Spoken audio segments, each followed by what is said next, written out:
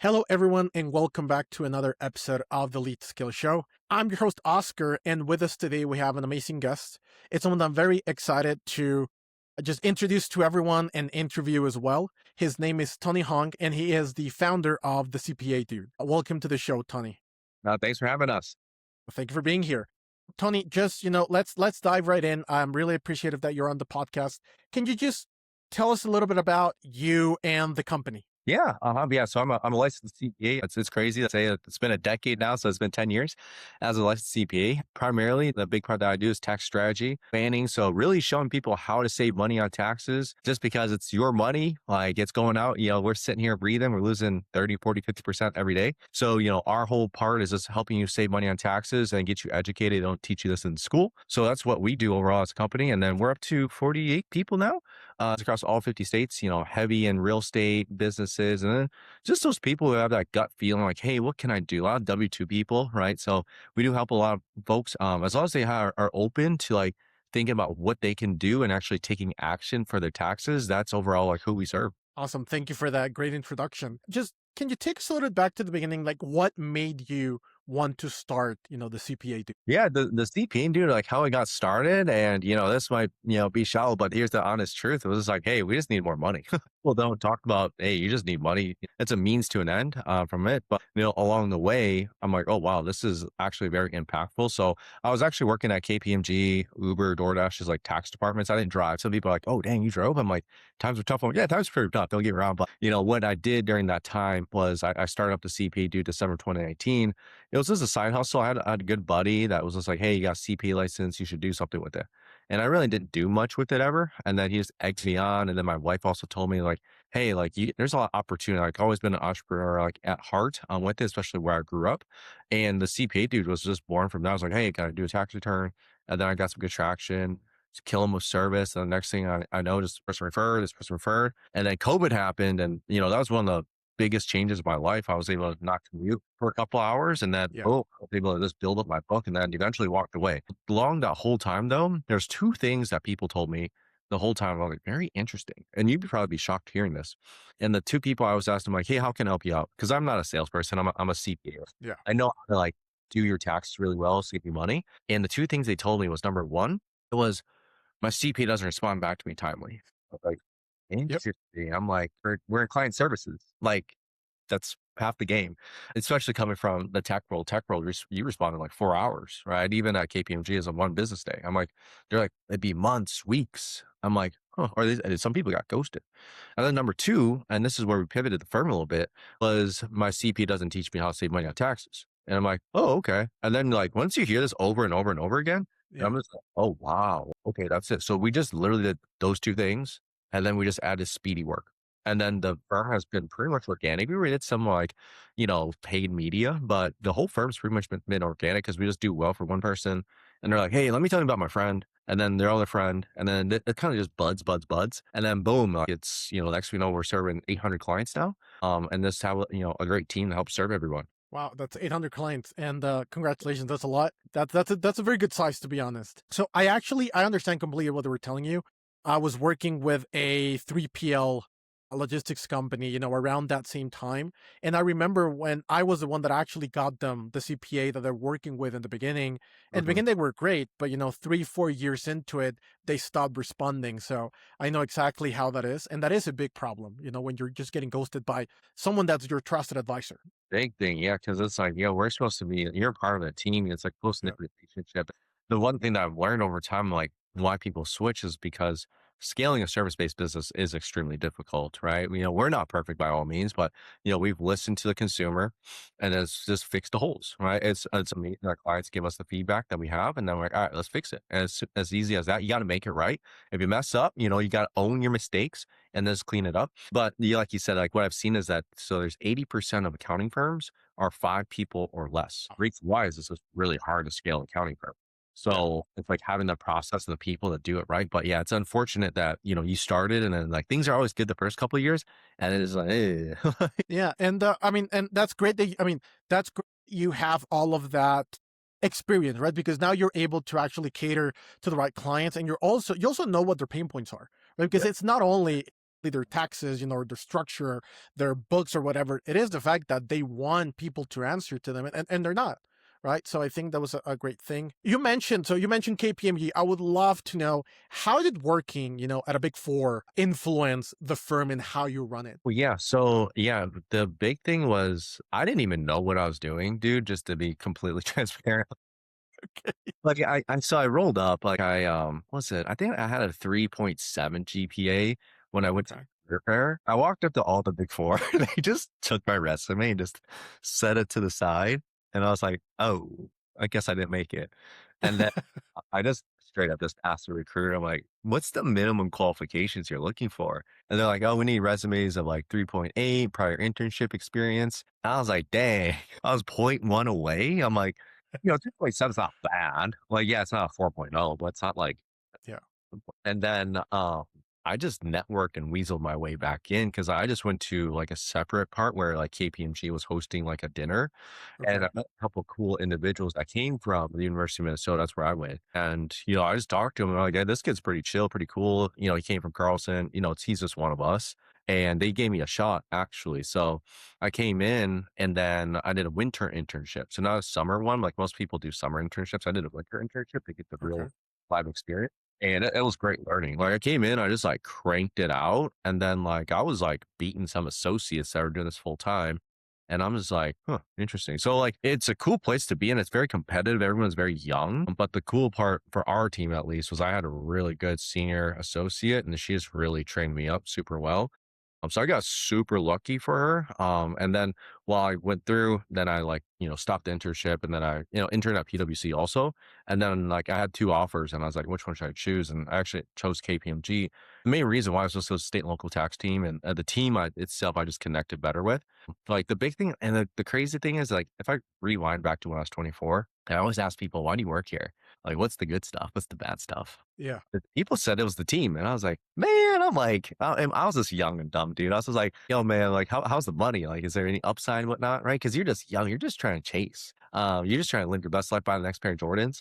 And then I was like, "Huh." But now, like, zoom forward though, that's literally it though. It's like Yeah.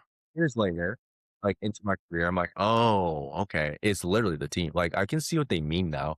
Cause it's literally these are the people you spend more time with in your family, especially with our tax season. And it's like your go-to, who's got your back when you're gone, who's got your back when things get tough. And like it affords you like just the freedom, flexibility that you need. And this is your crew. And I can see why like a lot of companies, there's some companies that are like family focused type of companies, and then some are Yeah. and so like the big thing that I really learned was the team literally will make or break how successful you become. 100%. I resonate with that so much. I've seen, great people that are all A players, but they don't know how to play.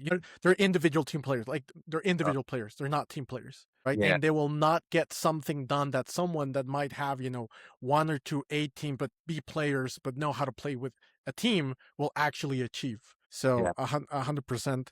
And so what I'm hearing is, there was a lot of camaraderie, a lot of very well planned and well structured team building and all of that. How did that influence the CPA dude? Yeah, the main thing that was like kind of like what I learned was just like the different layers. So like, things were prepared, that was reviewed again. So that's like the first part that I really learned was like, oh, okay, cool. Like you need more eyeballs on it. As you grow, you increase your quality at scale because then you can't do as much yourself. So it does have that process. So that was super important. And then the other important part was just like, I don't like, I didn't really realize it at that time, but like those events, going out words of work, I used to thought I was like, oh crap, you just gotta play the game. Like, yeah, just hang out. But, those actually just build deeper bonds. And that's like where the real version of that person actually comes out. And I think that's like the fun part. So those like non-revenue producing items or times that do spend, those are super powerful. And, those are the memories you do like kind of carry forward each time. Like each year we have an annual offsite and there's always great memories from that annual offsite that we're always say like, oh, hey, everyone, XYZ did XYZ. And those are memories that will always be cherished. I love that. That's a great way of just getting the team together and sharing stuff outside of the office. I think that's always great. You're very chill. I love your vibe. I love all of the branding. And so I think that it just fits your personality great, but I would love to know, how do you come up with the CPA dude? Yeah, the CPA dude, it was actually, created by my wife. Okay. So she just knew, like, my personality and, like, who I am as, like, a person, and it's very chill, like, jolly vibes, just positive. Like, my big thing is, like, you should never tear anyone's doors down, you should help them build it. Like, you don't always have to win, if you win 51% of the time in life, cool. You, like, lose 49, that's cool. Like, you're up. Like, in Chinese culture, there's, like, these red envelopes that you pass out to, like, non-married folks, like the kids, and, when you're older, you pass them back out, when you're young, you receive them. And how I really saw it was just like, hey, is this the circle of life? I'm like, I'm pretty sure if I actually tallied all this, net Okay. zero by the time you pass away, it's a zero, right? You didn't win. You just got, influx when you need it when you're young, right? And then when you're older or you got married, you got an influx. And then when you're older, you just pay it back, pay it forward, right? So that's kind of like the big thing. And then like the overall part two is just like, yeah, could you talk in codes? Like, yeah, code section 179, 21, 168. We know it, but like, does the average consumer know it? No, Yeah. you're not at school. So it's like you just need to boil it down and keep it simple. Like one of my life models I joke around is like keep it simple, stupid kiss method. You just kiss everything. And that's so complicated. They purposely make it complex so you don't win the game. So the government just keeps on having more money. Social Security, payroll taxes, Medicare taxes are all automatically taken out. But that's a whole nother like conspiracy theory that we can dive into. But I won't bore you here today with that. I love conspiracy theories. I mean, I could talk about them all day long. The one on taxes, that we can set up a second episode for that, man. Okay, let's move on then from that a little bit. Thank you for all of that. I love the story. I didn't know that about the red envelopes. I'm definitely going to look into that. I Oh think yeah, that's very interesting. My girlfriend is of Korean descent, so and I've never heard of that. I don't know if it's. I know they're completely different cultures, yeah, but I always find it very interesting when I'm learning about new things about different cultures and I didn't know about. So I'll look into the red envelopes, no, definitely. You talked about, the first clients, there were referrals. Now you're doing, you did mention you do some paid media. One of the things, that I think a lot of people starting their entrepreneur journey, which is, what the podcast is about, is the fear of how will I get those first clients, right? So other than referrals, was it all referrals in the beginning or what other strategy did you use to try and get, those first clients to start growing and getting that, extra money that you were hoping for? yeah. It was crazy. If I go back to 2019, I remember like when I first started, I was like scared to death, like because I was like, all Yeah. right, I'm working for a day job. I don't want people to know I got a side hustle going on, but I just need to grow the business. And the big thing was, I like reached out. I remember the first guy. I was just like, hey, Eli. I met him on Instagram. And him and I chatted about just like a hobby. And then I was like, hey, do you need your taxes done? And he's like, yeah, run it. And I'm like, oh, sweet. So I met up with him IRL, first time ever. And then he was there. And then like the next few clients, they actually came from Yelp. So I posted up a Yelp, like CPA dude, hey, do you need any help? And then, dude, this is crazy. Like looking back in hindsight, but I think I dropped 350 bucks a month on ads. And Okay. scared like crazy. I was like, "Oh my gosh, this is like so much money." And I was like, oh, the first month I went ice cold. I'm like, "Oh shoot." Like I just spent $350. I got zero return. And then because like the Yelp inquiry comes, you respond as fast as you can.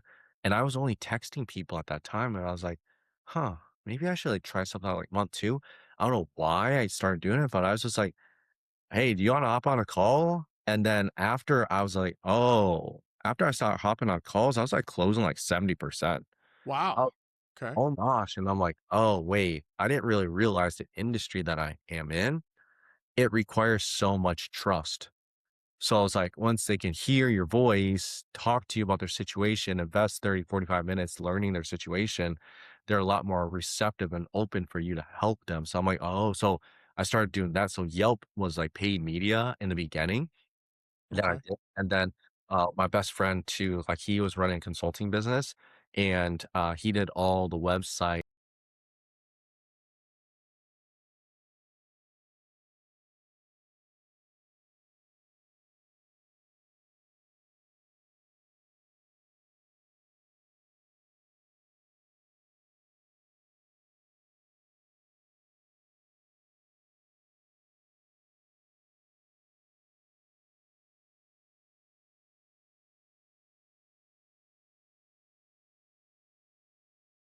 Agent Hustle Network. The other was called Subtle Agent Real Estate. And I just started talking to people in the communities, got some good traction, and then I did some work, and those people referred over. But generally, it's just saying what's up, to, just giving, your 2 cents to everyone and just sharing your time. And that's really what built us up in the very beginning. And still to this day, I would say it's just like, it's still very organic, but knowing what works. And like, yeah, if you're in that early stage of your career, I think the hardest part is just mentally, like, just calling up your whole phone. Like, if I knew this in hindsight, I learned this later. Just go to your phone and just be like, "Hey, Bob, just started up a CPA tax firm. Finally, taxes, saving money, people on taxes. Would you be interested? That it'd be, for you, or do you have any friends?" Is this asking for the referral is actually one of the hardest parts, because I feel like, you would feel selfish about that. But in all reality, your service is so good, you're actually kind of doing them a disservice by not offering what you do in the world and sharing what you do. I love that mentality, and I resonate with that so much. I think that a lot of people are I don't know if ashamed, right, or just weary about trying to get clients. Nobody likes to be sold to, but everyone likes buying things, right, Yeah. and just purchasing and buying services and everything. And so I think that we have this awful just notion or preconception about like the snake salesman, right, the snake oil salesman or the used car salesman. And I think that even if you like you said it yourself, it is a service that is needed. Even if it is like that, I think that in the beginning, a lot of people don't understand that part, right? And one of the things that I compare it to is you're a doctor, right? You would do your patient a disservice if you don't tell them, hey, this is what's going on with you, this is what's wrong, this is my diagnosis, right? Like we need to take this into account and do this, right, in order for you to get better. And Yeah, because yeah, it's like you need to do it. Like, you have to pay taxes, you have to stay healthy. Like, it's just like, who do you want help from? exactly. And what you said, that's I'm seeing Gary V saying that a lot, like lately, like, hey, take your phone, record the message. Hey, Bob, this is Oscar. How are you? I'm starting this business. And that's so true.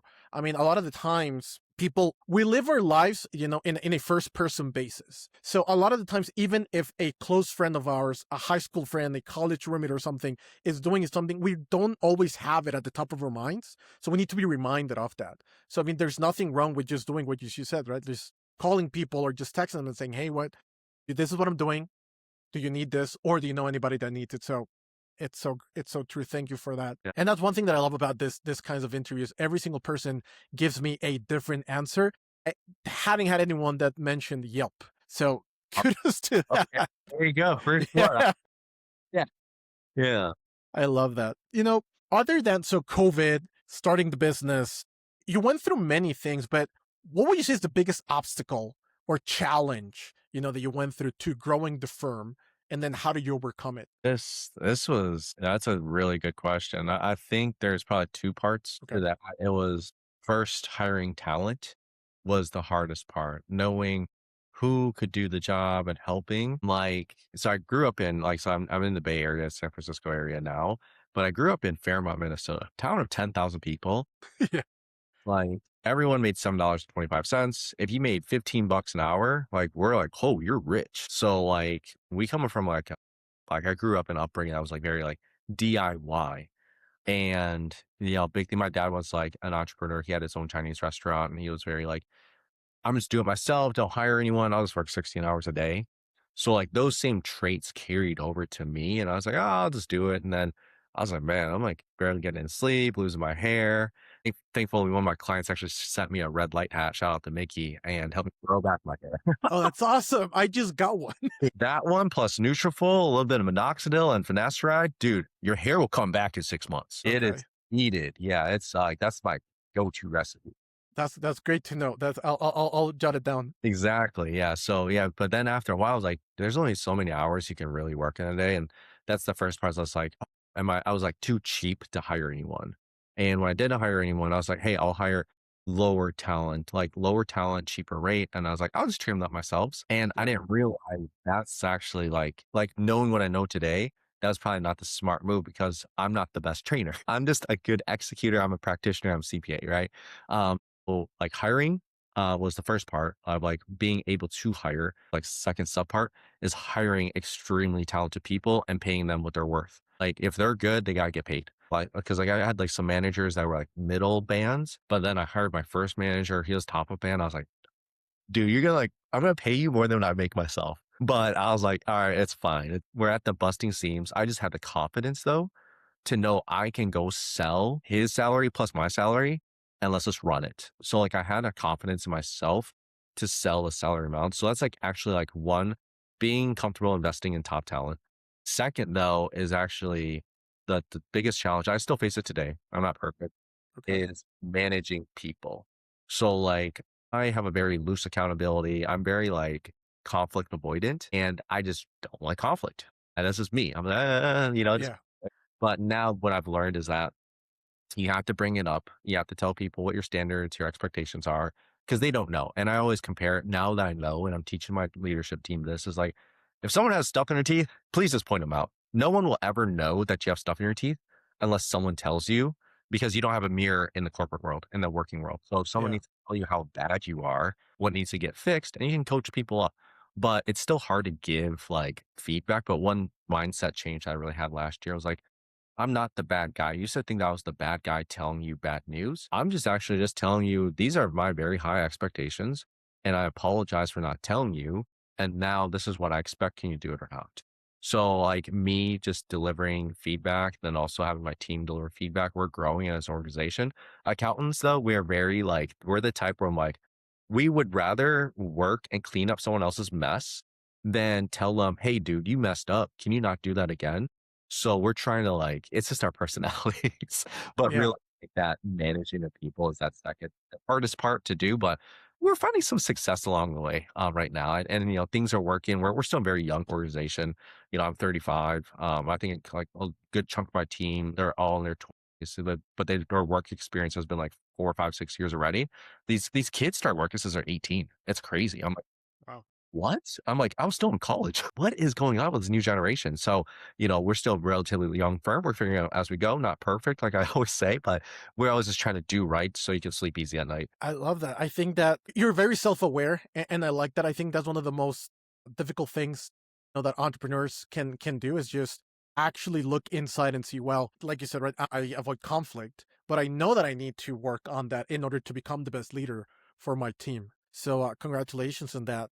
And I resonate with what you said in the beginning as well a lot, because one of my mentors has told me time and time again that the worst problem, well, the worst mistake that a CEO can make is hire the wrong person. And the second, biggest problem is not realizing it sooner or Uh, not wanting to accept it sooner. And I've seen this time and time again, and it's true. Kudos to you for focusing on that. And I mean, I can tell just from everything that we've talked about, the branding and everything, but I would love to, what would you say is the thing that differentiates you and the CPA Dude more from other companies, that are in a similar space than yours? yeah, the big thing is just the relationship. I know it sounds like pretty like generic, but it's just like, hey, actually having a real relationship with your CPA, that's the big thing. So we like, we know everything before a lot of other things happen. Like I've had clients tell me they're expecting a child, and I'm like, oh wow, and they're like, got parents yet? I'm like, oh dang, like I feel honored.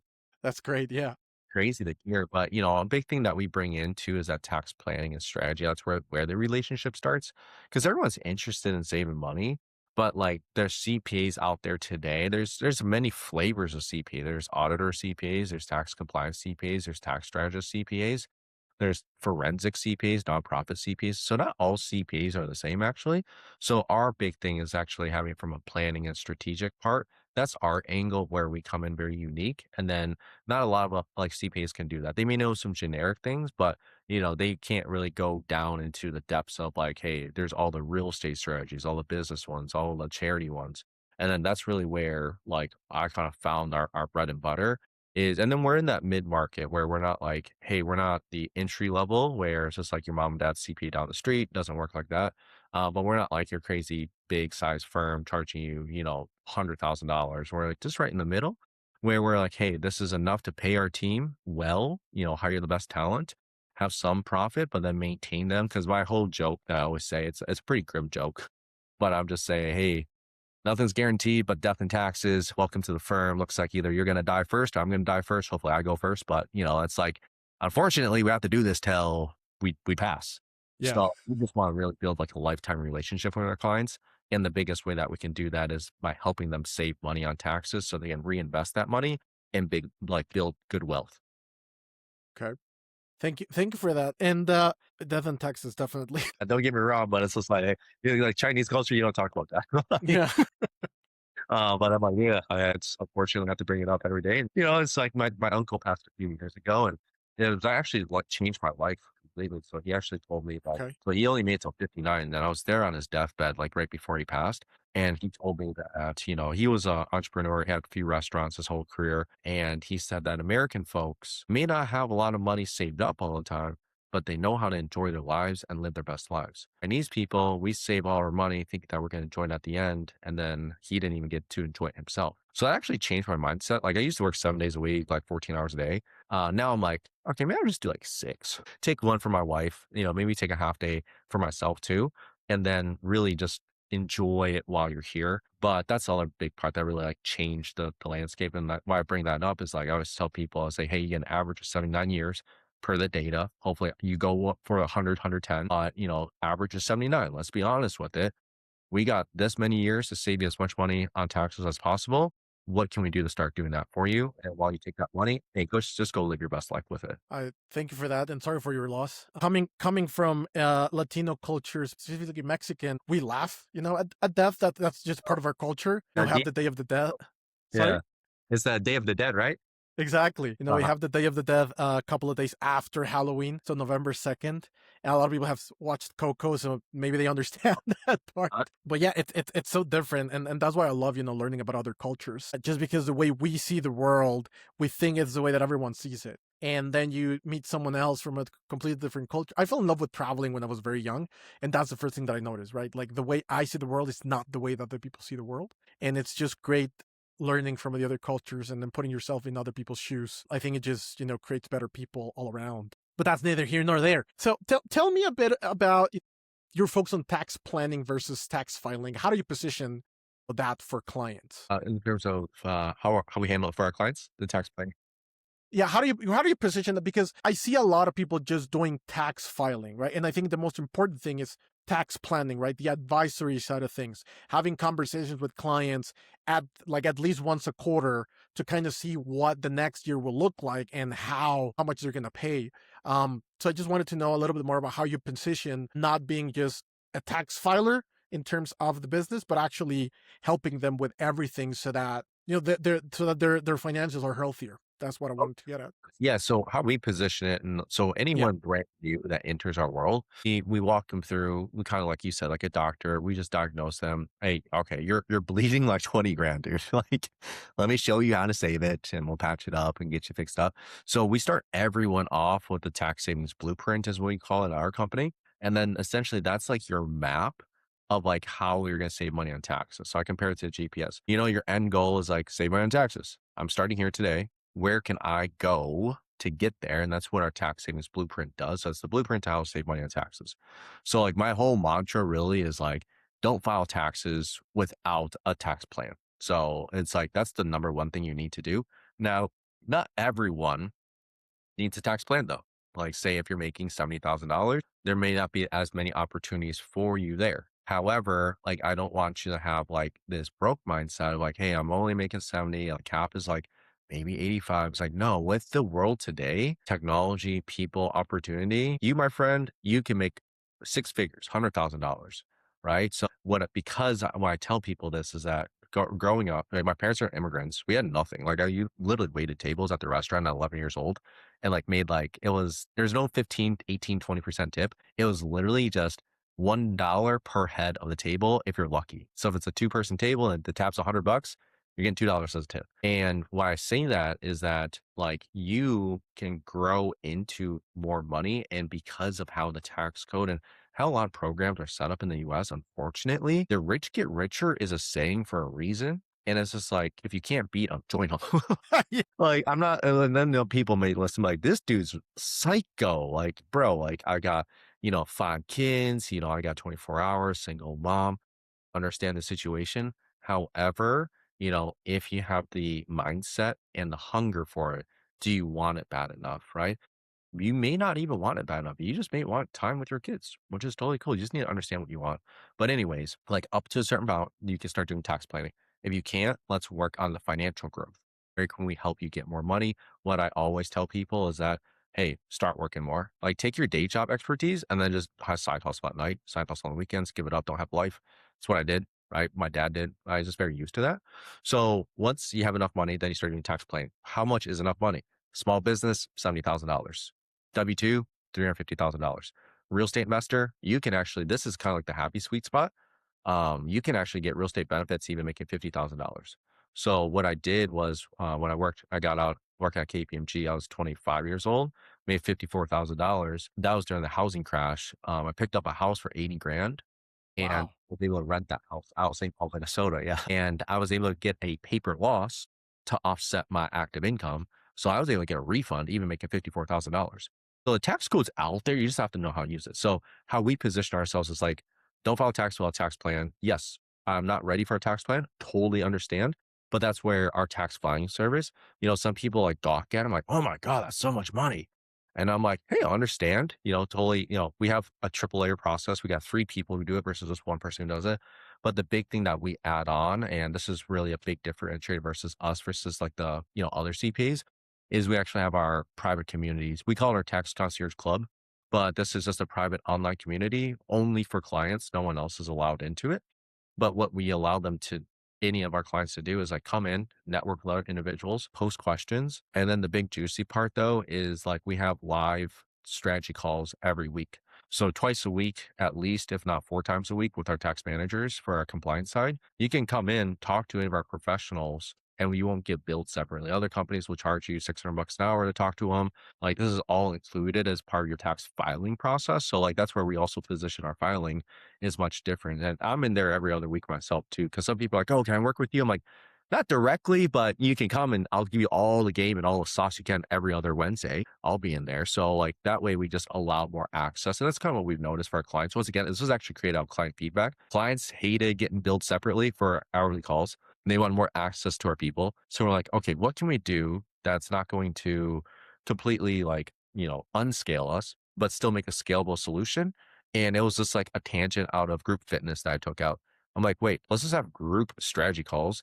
And like at this current moment, there's like 3 people in it. So it's like you're pretty much getting private one-on-one time. Yeah. So that's kind of like how we position the CPA dude across all other companies. And a lot of stuff that we do, it's the most unorthodox. Some of it, like you probably talk to some other OG CPAs and like that gets stupid. I'm like, it's cool. It's my company. Like, just go at it. Like I got what, 40, 44 more good years on this planet. Knock on wood, maybe a little bit more. Yeah. My grandfather is an OG, well, was an OG CPA, may he rest in peace. That's actually why I started working, with CPAs, bookkeeping, financial services firms, because I just have, like that sweet spot. I used to come, I used to go to my grandfather's house and just, be right next to him as he was filling out the ledger, just the physical ledger and just moving Oh, gee. numbers around. Yeah, But exactly. So I'm not a CPA myself, but yeah, definitely have seen the difference. And one thing that you mentioned earlier made me think about, in terms of the trusted advisor, like that one client that told you about, them now being pregnant. I remember meeting a lot of cousins and a lot of uncles, which were just, my grandfather's clients and uh, like their kids, because that used to be sort of like that relationship where the CPA of the company or the family just got invited to the weddings. It got invited to the birthday parties and got invited to all of that. And now not so much. So yeah, I've seen a little bit of that change over the years. yeah, I like that OG like because you're like the local accountant, right? It's just like people know you, and it's crazy what you mentioned that too, because I've seen people quit jobs, start businesses, have kids, I mean get married too. I haven't had someone that's like done all 4 in 1, but like every different client, it's so cool to see those life stages, and I'm like, dang, like you're almost like honored, like just like, oh wow, you're like a part of their life cycle, and like they're happy to have you in their life terms. Like a guy today literally called me today. He's a crazy good photographer, crazy good bodybuilder, and he does coaching. And then he's just like, dude, I am like hands deep in the Pokemon right now. I'm calling you now because, I'm putting a big money into it. It's going to affect us in the future. So I'm just calling you to let you know. So people are always like telling us. So those are the best clients, by the way. The ones that are like, dude, this is what I'm about to do. I'm going to mess up. Those are the best guys too. Yeah, and that's honestly the thing that all my clients tell me. My favorite clients are the ones that call me every time and say, "Hey, I'm gonna do this. What's up? Like, how's that gonna affect me? What do I need to take into account? What account do I need to take it out from? Is it better if I do it this way or that way?" Because, like, yeah, you're involved and you can plan ahead. It's not at the year end or even the next year where it's like, "Oh, by the way, I did this like in February of last year. How do You we manage it?" know, those are toughest ones. I'm like, dude, you shot yourself in the foot. You've been bleeding for 6 months. Let me try to patch it up. I'm like, I think you can try. Speaking of that, what's your favorite client story that you have that you can think of right now? Client story, boy, I think probably there's a ton, but I think one of the most fun ones that we did was this guy, and his partner did a very joint, and they came up on a big sum of money that year. It's just a one-off outlier, and his company went public, so that's why he had an extra like tranche of RSUs. Wow. Okay. And, he's like, "Yo, we got a lot of money." I'm like, "All right, what can you do to help us save on it?" Ended up doing for him, I was like, so I always just go, "What are you into? What are you passionate about? What are your goals?" And, this was actually during 2020 when crypto was popping. And then they're like, "Oh, I'm really into crypto right now." I'm like, "Cool, perfect. Let's go buy some Bitcoin miners." So he blew, man, I want to say he blew close to 7 figures in crypto miners because we wanted to Wow. repeat that. Yeah. Yeah, he came up on a lot of money that year. I'm like, so because what he's going to depreciate all the equipment that year, and then he's just going to mine the Bitcoin back to get his break even, and then make profit. That one, and then the cherry on top that year was like the dude wanted a new car. I was like, hey man, we're gonna have to have delayed gratification. Like, you're gonna have to let someone else drive your baby. But what we did was it was a BMW X5 plug-in. So we got the $7,500 tax credit. Then we also put the car on turbo as a rental. And then we are able to bonus depreciate the whole car. So I think that was like a 95 grand car. I think post tax was around 60 or 55 grand. I can't remember which one. So he pretty much got the car for like a third off that year. Luckily, no one like crashed the car or anything. But I'm like, hey, you're gonna have to have strangers in it. But those guys, yeah, it was just cool to see. Like, all right, they bought Bitcoin miners, they got the car they wanted. But that was one that just like popped off in the top of my head. That was like more of those fun ones.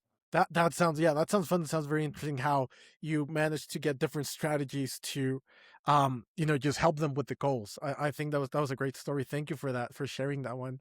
And one thing that before I forget I wanted to ask you is, can you tell me about the $3,000 guarantee? Uh-huh. Yeah, so like my big thing and like I crack a lot of jokes. Like hence it's the CPA dude. Like life's short, just have fun. And they're like I always joke and say finding your next CPA firm is just like dating. Like you have to tell them the same exact thing. Hi, here's my name. This is what I do. This is how much money I make. And here's all my baggage. So like you have to do that every time until you find someone like good that like jives with you. Like we're not the CPA firm for a lot of people, which is totally fine. Like, but we just want to make sure it's a good fit. Why? Is because unfortunately, like I said, like we will be doing this dance for a very, very, very long time. We respect people's time. That's the one asset that you cannot buy, you can't get back. And then money also. Money, is very sensitive of a topic. There's was a MSNBC report that said talking about sex is more comfortable than talk about money. So I'm like, "Oh, okay, geez." So like what we do is we really want to respect people's time and money. And so our tax savings blueprint is like, we'll find at least $3,000 for you, or else we'll just refund you in full. The reason why is like, I don't want to waste your time. I don't want to have your money. I want to protect our brand, selfishly speaking, right? But like, I just don't want them to feel like, oh, I just invested 3,000, I got nothing back.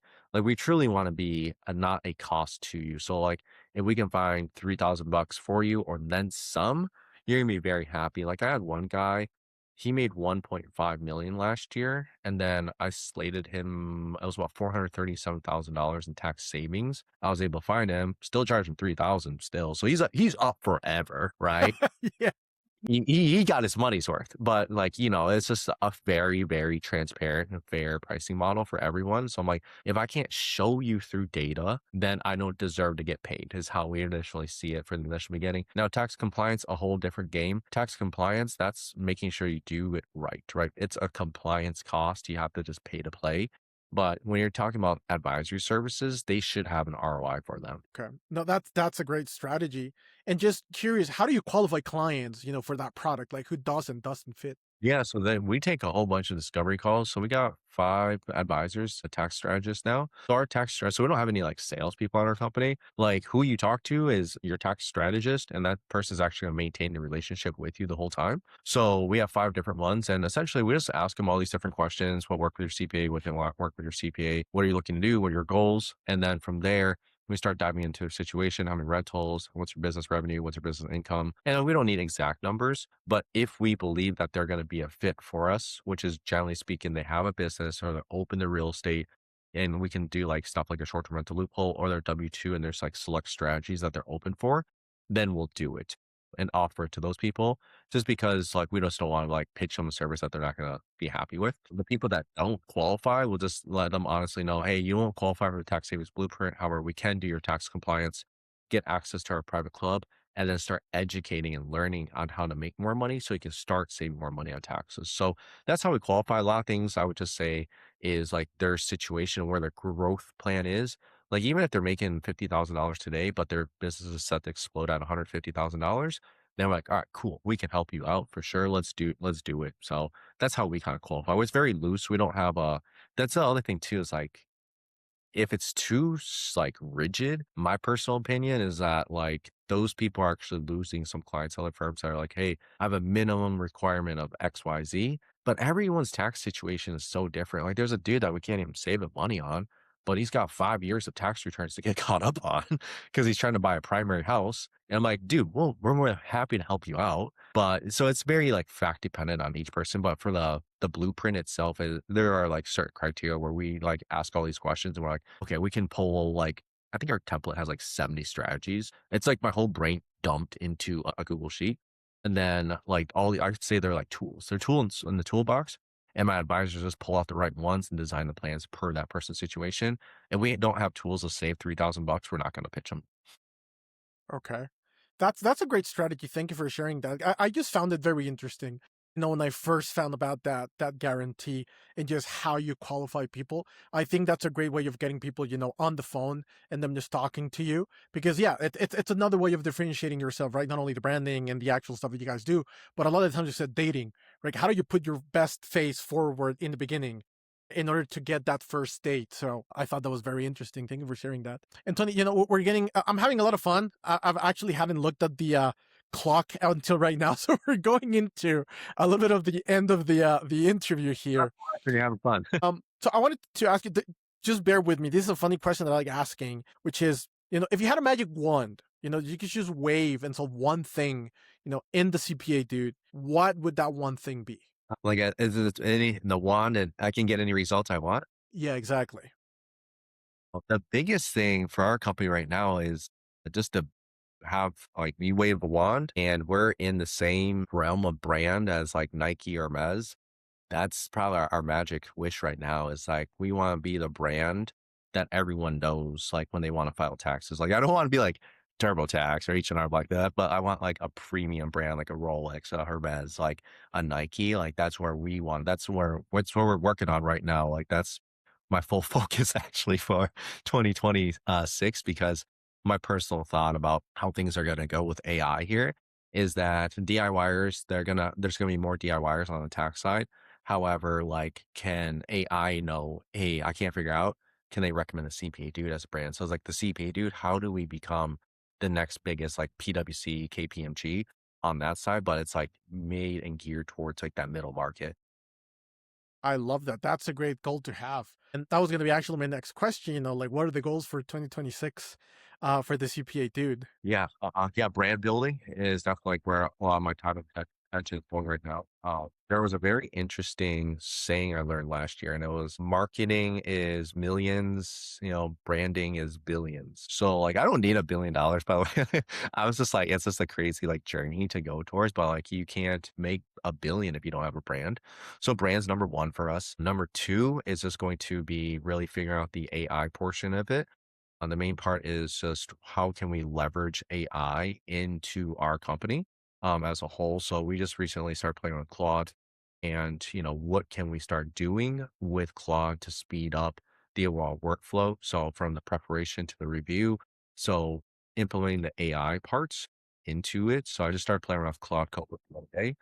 So that's always the big part. And then the last three was just be like having this whole system ready where if I'm not here tomorrow, like the whole company moves on, then we have a true system that pumps. So we're just dialing in. We went through a whole SOP process, playbook process last year, but now we just need to refine and we got to work on training. Train. And I was seeing it as like running this organization now is actually like playing sports. You just practice every day. Like, well, I used to play tennis a lot, and like you practice the same forehand every single day. Why are you not practicing the same tax strategy, same tax plan, tax return every single day? So we got to do more practice overall. I just want to like build out some mercenaries at our company and pair them with amazing AI when we have all the demand from brands. So that's kind of like how everything's going to be interconnected for us.